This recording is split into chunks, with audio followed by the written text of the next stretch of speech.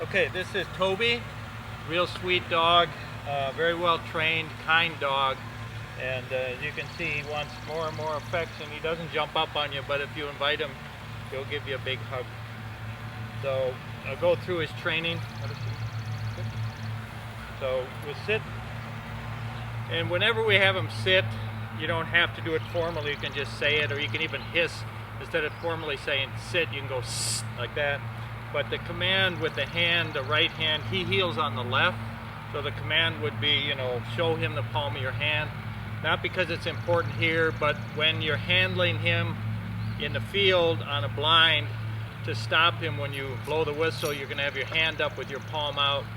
And just to show you, my hand would be up straight over my head, not pointed like this, because it gets lost and the dog can't see it, gets lost in the profile of your body.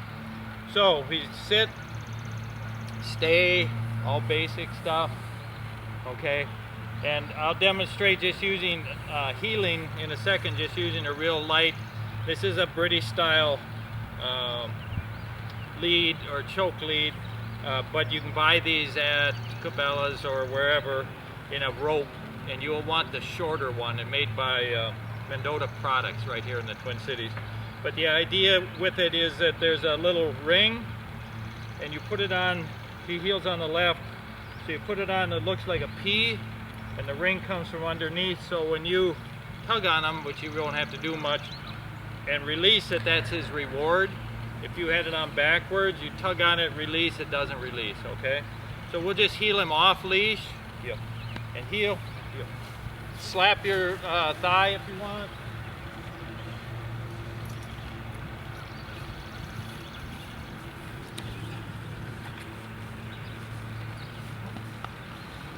Warm out here this morning, so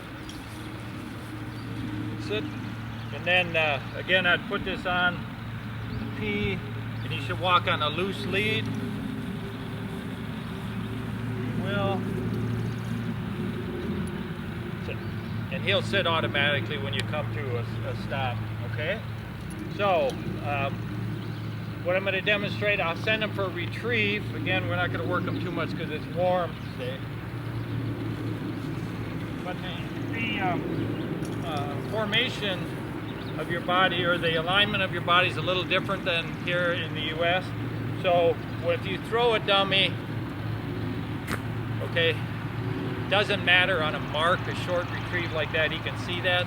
But the way to do it is you align your body this way, take your right hand, put it over his nose and ahead of him, and then you say go back, or his name. So I'm going to say go back in this case.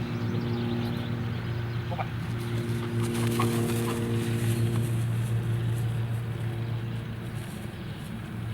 He's got a naturally soft mouth, which is Toby here. Toby likes the photographer. He's got a naturally soft mouth. Okay, that's a genetic trait that they breed for very carefully in the UK. So that's basically how you send him. And I'll send him a little further this way.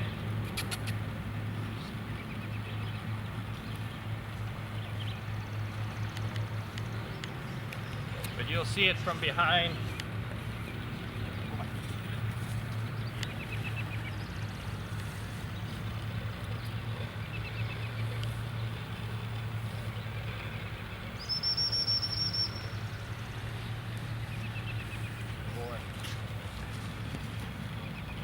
They're trained to give it to you without sitting.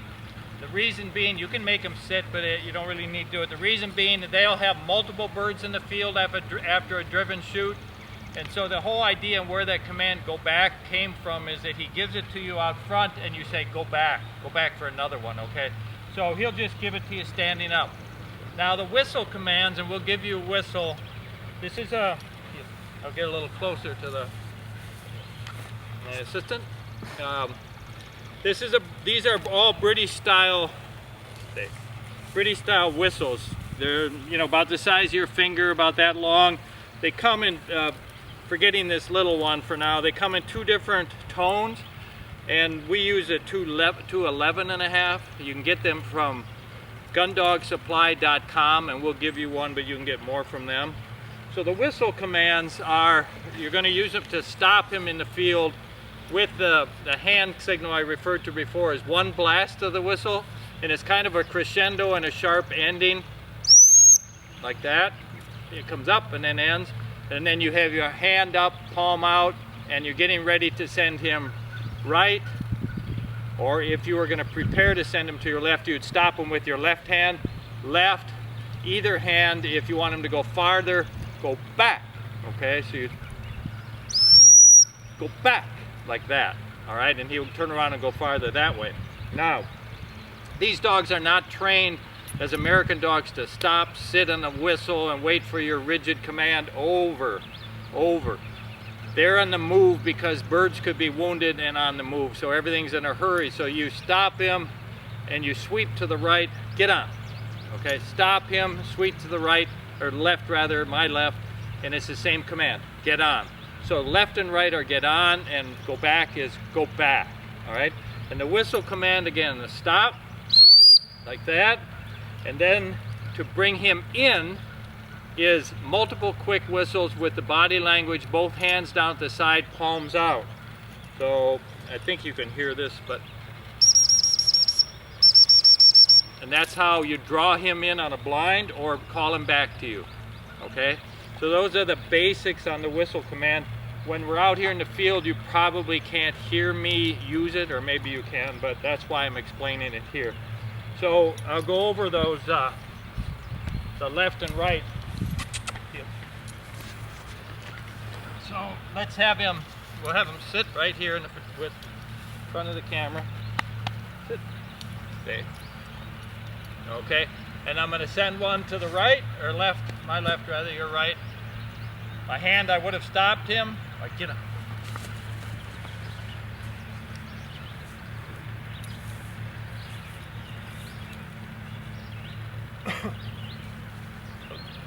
Let him hunt for it. Not used to me talking and instead of watching where it goes. Okay, he comes back, and in the little game, of course, where you can send him left, right, baseball, or back, all right? So that's it. Left, right is get on and get on. So now we'll do, they're trained to be steady to gunfire. He's a real athletic dog. He'd be a good pheasant dog if you use him that way, or grouse dog. And he'll work ahead of you, that's not a problem. But in a duck hunting or goose hunting or dove shooting situation, he'll be steady until you send him, regardless how much you shoot. So we will try that. Thank you.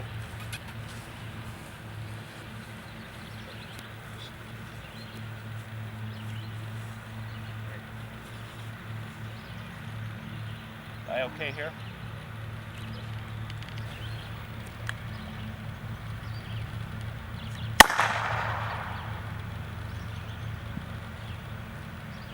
You see, he's not whining, he's not jumping around.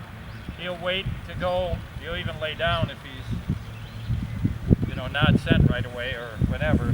Now I've got my whistles here because I'm extending the duration, the time between shooting the dummy and sending him. His eye necessarily will come off the mark, so I may handle him a little bit, which will give you a demonstration as that as well. So let's give it a whirl. Go back.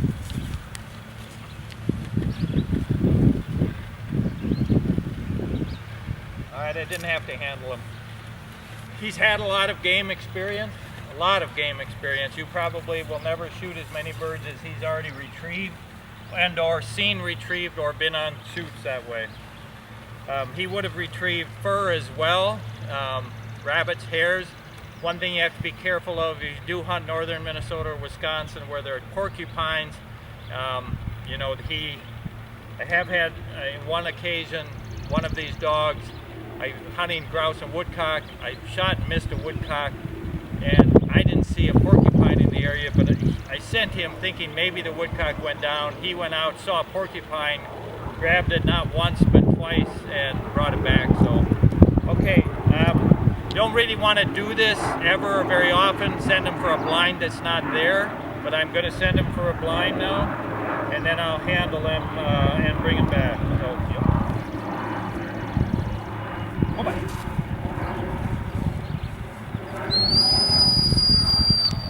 Get on.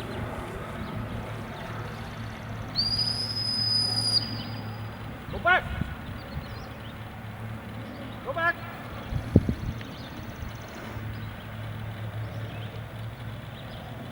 See him? Mm-hmm.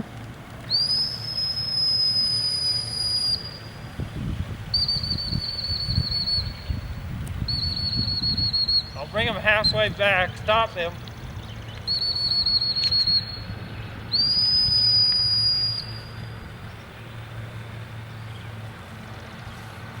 Little pilot air here.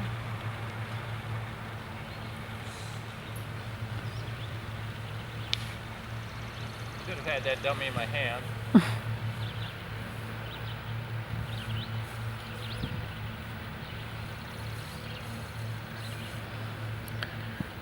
Naturally, you want to go for the last one down. We'll send them for the first one down. Get on.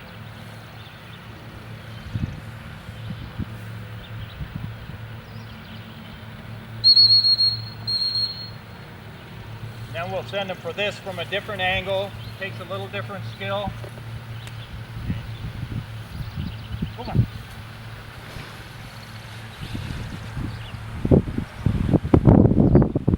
Fortunately, he was downwind of it, so thought he had it. There you go. He got a real good nose. Oh, he got a tennis ball instead. So we'll send him back to them. Good boy. Good boy. All right. Go back.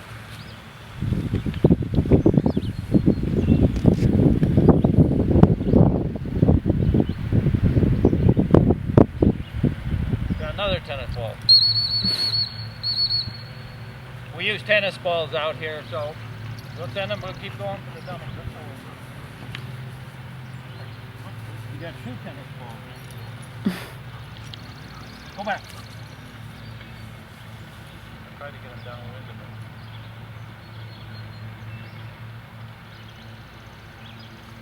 I don't know where I threw it now.